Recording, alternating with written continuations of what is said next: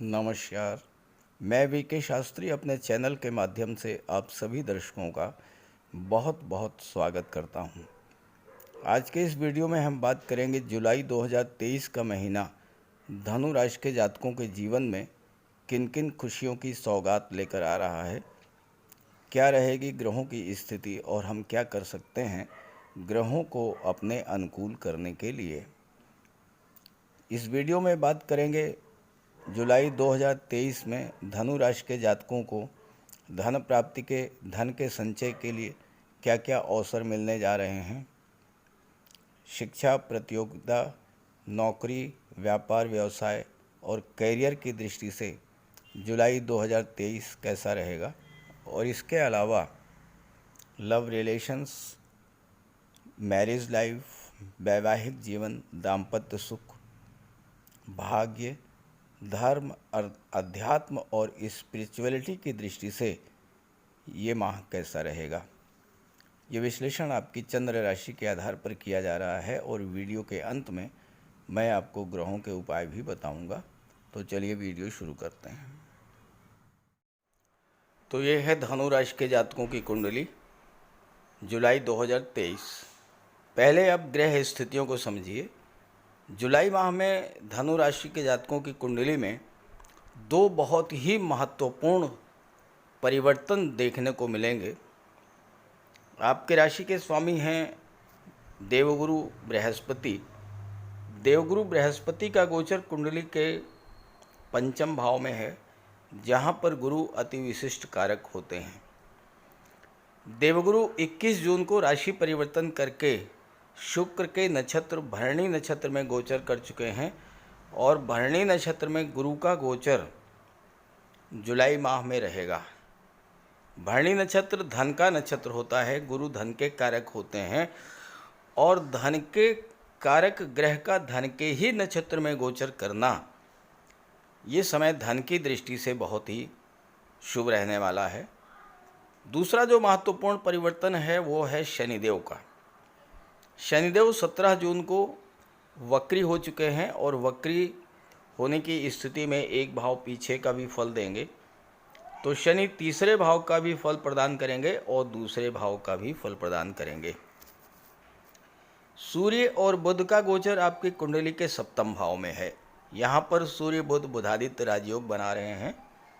बुध राशि परिवर्तन करेंगे, 8 जुलाई को अष्टम में आ जाएंगे और सूर्य 17 जुलाई को अष्टम में आ जाएंगे। शुक्र 7 जुलाई तक अष्टम भाव में है और इस 7 जुलाई को राशि परिवर्तन करके नवम भाव में आ जाएंगे। भाग्य भाव में मंगल और शुक्र की युति बनेगी। ये तो हैं ग्रह स्थितियाँ। अब आइए इसी के आधार पर मासिक राशिफल का विश्लेषण करते हैं। सबसे पहले बात करेंगे आपके स्वास्थ्य की। स्वास्थ्य का विचार लग्न से किया जाता है। लग्न के स्वामी हैं देवगुरु बृहस्पति और देवगुरु बृहस्पति कुंडली के सर्वाधिक शुभ भाव में गोचर कर रहे हैं। इसलिए जुलाई में आपका स्वास्थ्य बहुत अच्छा रहेगा। स्वास्थ्य की दृष्टि से कोई परेशानी देखने को नहीं मिल रही है। दूसरी बात, रोग भाव के स्वामी हैं शुक्र और शुक्र 7 जुलाई तक अष्टम भाव में गोचर करेंगे। अष्टम भाव जो होता है ये परिवर्तन का होता है, तो आपके स्वास्थ्य में परिवर्तन देखने को मिलेगा। अगर आप किसी बीमारी से ग्रस्त हैं, लंबे समय से परेशान हैं, तो उससे मुक्त होने का मार्ग आपको मिल जाएगा। रोग मुक्त होंगे, अस्पताल के चक्कर से आपको मुक्ति मिलेगी और आपको स्वास्थ्य लाभ होगा। और इसके बाद जब शुक्र भाग्य के भाव में गोचर कर जाएंगे तो स्वास्थ्य आपका बहुत अच्छा हो जाएगा। जहाँ तक धन की बात है, धन के कारक होते हैं देवगुरु बृहस्पति और धन के कारक होते हैं शुक्र। देवगुरु बृहस्पति इस समय बहुत मजबूत स्थिति में हैं। कुंडली के सर्वाधिक शुभ ग्रह में शुभ भाव पंचम भाव में गोचर कर रहे हैं और गुरु की दृष्टि लाभ के भाव पर पड़ रही है और लाभ के भाव के स्वामी हैं शुक्र। तो दो ग्रह ऐसे हैं जो कि धन के कारक हैं और दोनों ही एकादश भाव को प्रभावित कर रहे हैं। तो धन की दृष्टि से ये समय बहुत ही अच्छा होने जा रहा है। हर तरह का लाभ आपको गुरु और शुक्र प्रदान करेंगे। शुक्र धन, वैभव, ऐश्वर्य, कंफर्ट और लग्जरी के कारक होते हैं और गुरु चतुर्थ भाव के स्वामी हैं। तो जुलाई के माह में आप घर की सुख सुविधा के साधन बढ़ाने वाले साधन क्रय कर सकते हैं। जुलाई के माह में भूमि भवन प्रॉपर्टी का भी आपको लाभ हो सकता है, क्योंकि मंगल की दृष्टि पड़ रही है चतुर्थ भाव पर और मंगल होते हैं भूमि के कारक। तो जुलाई माह में आपको भूमि भवन का भी लाभ मिल सकता है। इसके अलावा शुक्र जब अष्टम में गोचर करेंगे 7 जुलाई तक, शुक्र की दृष्टि धन के भाव पर है और धन के भाव के स्वामी हैं शनि, और शनि धन के भाव को प्रभावित भी करेंगे। तो शुक्र के प्रभाव से आपको गुप्त धन की प्राप्ति हो सकती है। कोई ऐसा धन जो बिना किसी परिश्रम के आपको प्राप्त हो जाए। शुक्र जब भाग्य भाव में आ जाएंगे तो आपके पराक्रम पुरुषार्थ में भी वृद्धि करेंगे। शनि और शुक्र सीधा दृष्टि संबंध बनेगा और इस स्थिति में तीसरे भाव की चीज़ों से आपको धन का लाभ होगा। तीसरा भाव क्या होता है? ट्रांसपोर्ट एंड टूरिज़्म का होता है, ट्रैवल एंड टूरिज़्म का होता है। तीसरा भाव छोटी छोटी यात्राओं का होता है। तो यात्राओं से आपको लाभ होगा। मार्केटिंग के क्षेत्र में हैं, मेडिकल रिप्रेजेंटेटिव हैं आप, तो धन की प्राप्ति होगी। कुंडली का तीसरा भाव जो है ये ऑनलाइन प्लेटफॉर्म को शो करता है, इंटरनेट को शो करता है, सोशल मीडिया को शो करता है। तो शुक्र के प्रभाव से और शनि के प्रभाव से इस समय आपको इन क्षेत्रों से भी धन की प्राप्ति होगी।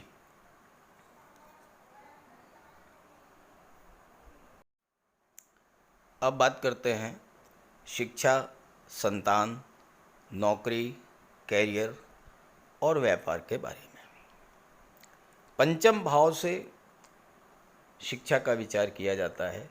पंचम भाव आपकी बुद्धि का होता है और यहाँ पर गुरु का गोचर है और गुरु इस समय अंश बल से भी मजबूत स्थिति में हैं। तो पंचम भाव में गुरु का गोचर और इसके स्वामी होते हैं मंगल, जो कि भाग्य के भाव में बैठे हुए हैं। पंचमेश का भाग्य भाव में गोचर करना और भाग्य भाव के स्वामी सूर्य का सप्तम में गोचर करना और आपके लग्न भाव पर दृष्टि डालना छात्रों के लिए बहुत ही अच्छा समय है। 7 जुलाई को शुक्र भाग्य भाव में आ जाएंगे। अगर आप धनु राशि के जातक हैं तो आपकी शिक्षा का सीधा संबंध छठे भाव से बन रहा है। छठे के स्वामी शुक्र हैं भाग्य भाव में।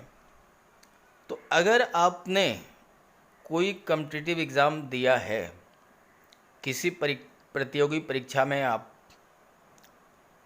उपस्थित हुए हैं, अब उसका लाभ अब आपको मिलने जा रहा है। कोई रिज़ल्ट आपके पक्ष में आ सकता है, आपको कोई नौकरी मिल सकती है। कैरियर के भाव के स्वामी हैं बुध। बुध होते हैं व्यापार के कारक और बुध तीसरे भाव में अपनी ही राशि में भद्र महापुरुष राजयोग का निर्माण कर रहे हैं 8 जुलाई तक। व्यापार की दृष्टि से ये समय बहुत ही अच्छा है, क्योंकि भद्र राजयोग एक ऐसा राजयोग है जो कि बहुत अधिक धन प्रदान करने वाला राजयोग है। भद्र राजयोग अगर आपकी कुंडली में बन जाए तो ये महाधनवान बना देता है। सप्तम भाव में ये राजयोग बन रहा है तो व्यापार के क्षेत्र से आपको धन का लाभ होगा। और बुध व्यापार के कारक भी होते हैं और दशम के स्वामी भी हैं, तीसरे के भी, सातवें की भी स्वामी हैं। शुक्र बुध के मित्र हैं जो कि नौकरी के भाव के स्वामी हैं। तो इस समय आपका जो कैरियर है या तो व्यापार के क्षेत्र में और या फिर नौकरी के क्षेत्र में, इन दोनों क्षेत्रों में आप अपना करियर बना सकते हैं, जिस भी क्षेत्र में आपकी रुचि है। और धनु राशि गुरु की राशि है, तो आप धर्मगुरु, पुरोहित, कथावाचक, धार्मिक कर्म कांड कराने वाले व्यक्ति के रूप में भी अपने करियर की शुरुआत कर सकते हैं। छठा भाव सर्विस सेक्टर का होता है और इसके स्वामी भाग्य के भाव में हैं। आप सर्विस सेक्टर में भी अपनी सेवाएं दे सकते हैं। आपके लग्न के स्वामी गुरु हैं। गुरु होते हैं, ज्ञान प्रदान करते हैं, मार्गदर्शन करते हैं। तो आप वकालत के क्षेत्र में, कंसल्टेंसी के क्षेत्र में, वास्तु विशेषज्ञ के रूप में, या अपनी सेवाएं स्वास्थ्य के क्षेत्र में, मेडिकल क्षेत्र में दे सकते हैं।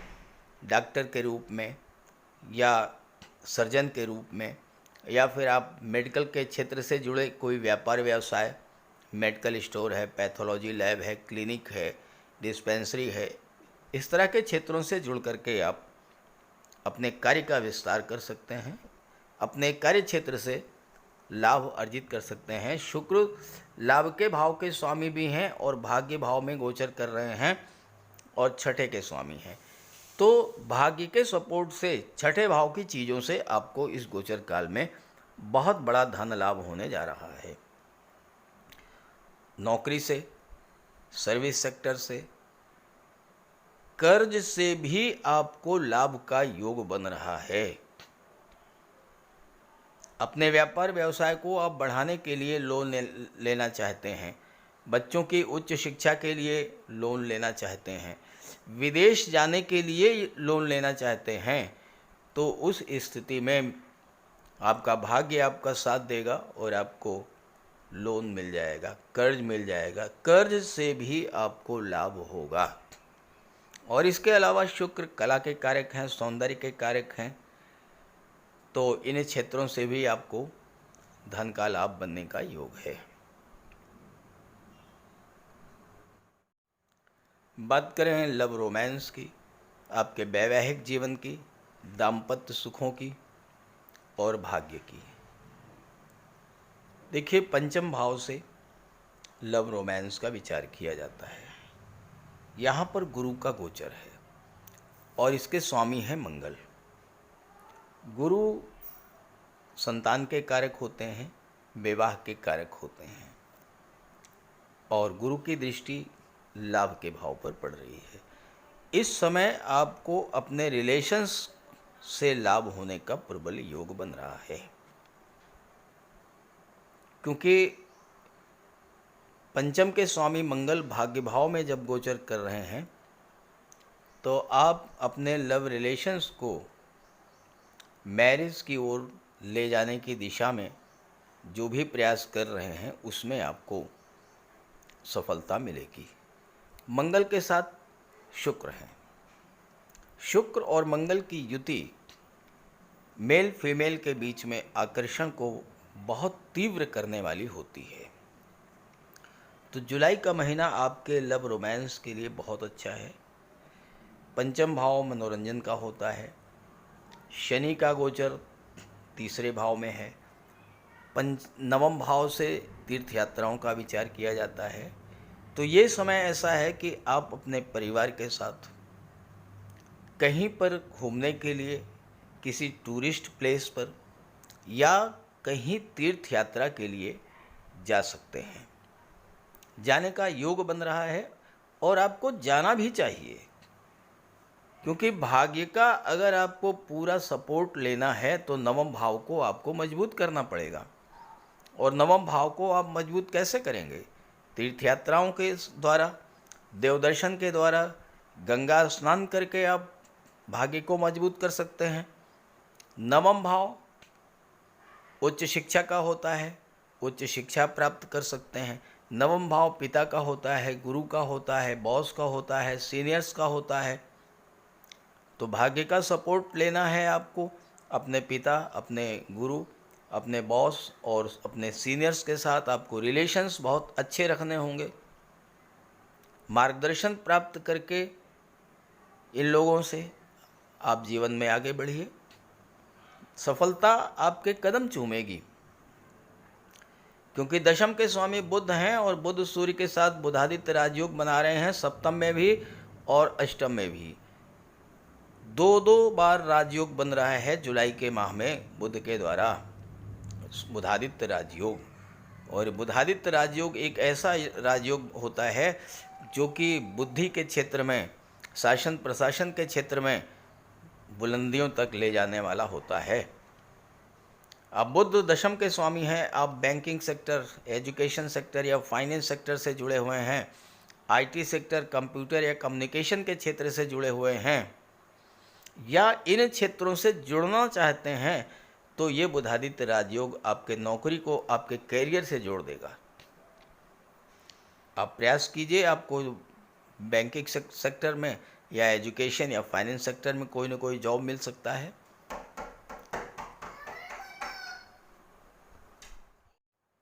भाग्य, धर्म, अध्यात्म, स्पिरिचुअलिटी की अगर बात करें,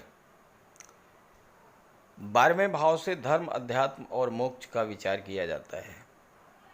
12वें भाव के स्वामी हैं मंगल, और मंगल बैठे हैं भाग्य के भाव में, तो भाग्य का सपोर्ट मिलेगा। भाग्य में वृद्धि कैसे होगी? जब आप 12वें भाव की चीज़ों से अपने आप को जोड़ लेंगे। 12वां भाव है धर्म अध्यात्म का, 12वां भाव है दान पुण्य का, 12वां भाव चैरिटी का है। शनि की दृष्टि भी पड़ रही है, और अभी 6 महीने पहले ही आप शनि की 7.5 से बाहर आए हैं। तो भूलना नहीं है आपको कि 12वें भाव की चीज़ें इस समय आपके लिए बहुत हेल्पफुल होंगी। 12वें भाव धर्म अध्यात्म से जोड़िए, आप अपने आप को ईश्वर में आस्था रखिए, दान पुण्य कीजिए, गरीबों की मदद कीजिए, कहीं वृद्धाश्रम अनाथालय में चले जाइए, समय निकाल करके कुछ देर उनके पास बैठिए, उनका दुख दर्द महसूस कीजिए। ये चीज़ें जब आप करेंगे तो भाग्य आपका पूरी तरह से साथ देगा। तो जो मैंने उपाय बताए हैं, जो तरीके बताए हैं, आप कीजिए, देखिए आपके लिए जुलाई का महीना बहुत अच्छा रिजल्ट देने वाला है। अब एक चीज़ और आप ध्यान से समझें, आपके कमेंट्स में पढ़ता हूँ और अक्सर आपके कमेंट्स यही आते हैं कि राजयोग बनता है लेकिन उसका फल नहीं प्राप्त होता है। तो राजयोग का फल तब मिलेगा जब आपकी जन्म कुंडली में ग्रह मजबूत स्थिति में होगा। अब आप सूर्य और बुध का बुधादित्य राजयोग बन रहा है, आपकी कुंडली में सूर्य कमजोर स्थिति में है, पाप प्रभाव में है या नीच की राशि में बैठे हैं, तो राजयोग का फल कैसे मिलेगा? यही स्थिति बुध के साथ है, यही स्थिति गुरु के साथ, यही स्थिति शनि और मंगल शुक्र के साथ है।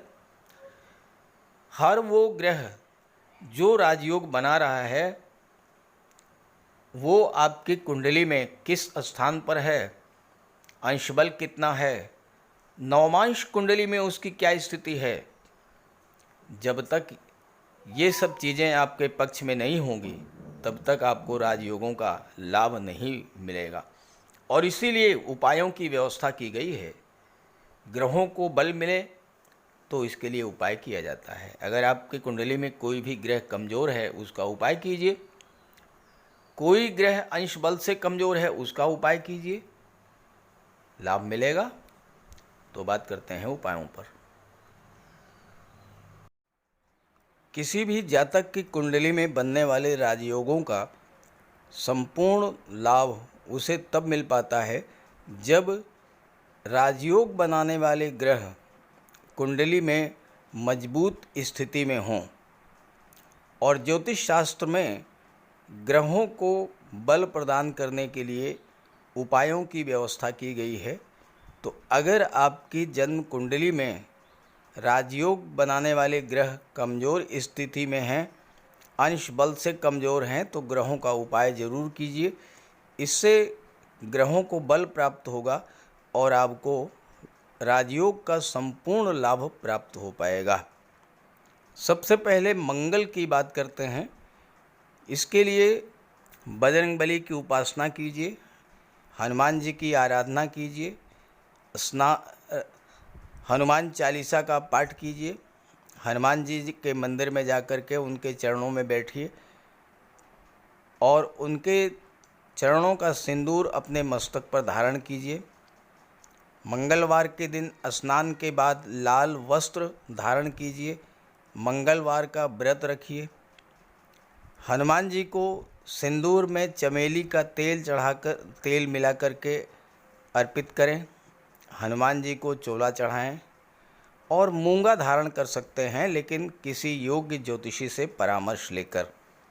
और मंगलवार के दिन लाल वस्त्र, गेहूं, गुड़ और तांबे का दान करने से भी मंगल को बल प्राप्त होता है। जहाँ तक देवगुरु की बात है, देवगुरु बृहस्पति को प्रसन्न करने के लिए गुरुवार का व्रत रखिए। 5 गुरुवार, 11 या 43 गुरुवार का व्रत रखें। घर में केले का एक वृक्ष लगा लें और उसकी सेवा करें। स्नान करते समय पानी में हल्दी या केसर मिलाकर स्नान करें और हल्दी या केसर का तिलक लगाएं। भूल करके भी गुरु, साधु, संतों का, माता पिता का अपमान ना करें। माता पिता, गुरु और वृद्धों का सम्मान करें, उनकी सेवा करें और उनका आशीर्वाद प्राप्त करें। तोते को चने की दाल खिलाएं, इससे बुध और गुरु दोनों प्रसन्न होते हैं। पुखराज भी धारण कर सकते हैं गुरुवार के दिन, लेकिन योग्य ज्योतिषी का परामर्श लेकर ही कोई रत्न धारण करें। ज़्यादा बेहतर ये है कि हल्दी की एक गांठ पीले वस्त्र में बांधकर अपने बाजू में बांध लीजिए और पीले रंग के वस्त्रों का ज़्यादा प्रयोग कीजिए। चादर, तकिए, गिलाफ ये सब पीले रंग के रखिए, पर्दे। शुक्र को बल प्राप्त हो, इसके लिए माता लक्ष्मी की उपासना कीजिए और 21 या 31 शुक्रवार को व्रत रखें। शुक्रवार के दिन सफ़ेद रंग के वस्त्र, चीनी, चावल, दूध और दही, घी से बने पदार्थों का सेवन करें। और शुक्रवार के दिन सफ़ेद वस्त्र, चावल, चीनी, घी, श्रृंगार सामग्री, कपूर, मिश्री और दही, इन सब चीज़ों का यथाशक्ति दान करें। डायमंड धारण कर सकते हैं, लेकिन हीरा धारण करने से पहले योग्य ज्योतिषी का परामर्श ले लें। महिलाओं का सम्मान करें। शुक्रवार के दिन कन्याओं को खीर और मिष्ठान का भोजन कराएं। इत्र का प्रयोग करें। घर को साफ सुथरा रखें और भगवान शिव को श्वेत पुष्प अर्पित करें। जहाँ तक बुध की बात है, तो बुधवार के दिन तुलसी का पौधा लगाकर उसकी सेवा करें। गाय की सेवा करें। गाय को हरा चारा खिलाएं। हरियाली बढ़ाने वाले पौधे लगाएं और दान करें पौधों का, क्योंकि बुध को हरा रंग अत्यंत प्रिय है। बुधवार को घर के मेन डोर पर 5 पल्लों का तोरण लगा दें और किन्नर को दान देकर उसका आशीर्वाद प्राप्त करें। देवी दुर्गा के मंदिर में हरे रंग की चूड़ियाँ दान करें। गणेश जी की उपासना करें और साबुत हरी मूंग हरे कपड़े में बांधकर अर्पित करें। बुधवार के दिन हरे रंग के रुमाल, मोजे और टाई का प्रयोग करें। ओम बुम बुधाय नमः, इसका एक माला जाप करें। पन्ना धारण कर सकते हैं, लेकिन परामर्श के बाद किसी योग्य ज्योतिषी से। और ना तो झूठ बोलें और ना ही किसी को अपशब्द कहें। जहाँ तक शनिदेव की बात है, तो कम से कम 19 और ज़्यादा से ज़्यादा 51 शनिवार का व्रत रखें। पीपल के वृक्ष के नीचे सरसों के तेल का दीपक जलाएं शनिवार के दिन। शनिवार के दिन एक प्याले में, एक कटोरी में सरसों का तेल लेकर के उसमें अपना चेहरा देखिए और फिर उस तेल को दान कर दीजिए। उड़द से बनी पंजीरी, पकौड़ा, चीला, बड़ा, इन सब का सेवन करिए। सरसों के तेल में बने भोज्य पदार्थों का सेवन कीजिए। शनिवार के दिन कंबल, जूता, चप्पल, लोहा, काला तिल, काला उड़द, काले वस्त्र और जटा वाले नारियल दान दें। नीलम धारण कर सकते हैं, लेकिन नीलम धारण करना किसी योग्य ज्योतिषी से परामर्श लेकर धारण करें, क्योंकि नीलम रंग से राजा भी बना देता है और कभी कभी अगर नीलम आपके लिए शुभ नहीं हुआ तो राजा से रंग भी बना देता है। इसलिए नीलम का प्रयोग बहुत सोच समझ कर करें। ज़्यादा बेहतर ये है कि आप गरीबों की हेल्प करें। कोई भी गरीब, लाचार, असहाय, दिव्यांग व्यक्ति आपके पास आता है, मदद कीजिए यथासंभव, और किसी भी गरीब व्यक्ति को कष्ट ना दें। साथ ही साथ ऐसे कार्य ना करें जो कि शनिदेव को पसंद नहीं है। शनिदेव को छल, कपट, झूठ, फरेब, बेईमानी, आलस्य ये सब पसंद नहीं है, तो ऐसे कार्य मत कीजिए। और शनिदेव को अनुशासन, परिश्रम, मेहनत, ईमानदारी और सच्चाई ये पसंद है, तो ये आप अपने अंदर इन गुणों को विकसित करें, शनिदेव प्रसन्न होंगे। तो उपाय ज़रूर कीजिएगा, इससे आपको लाभ होगा। नमस्कार।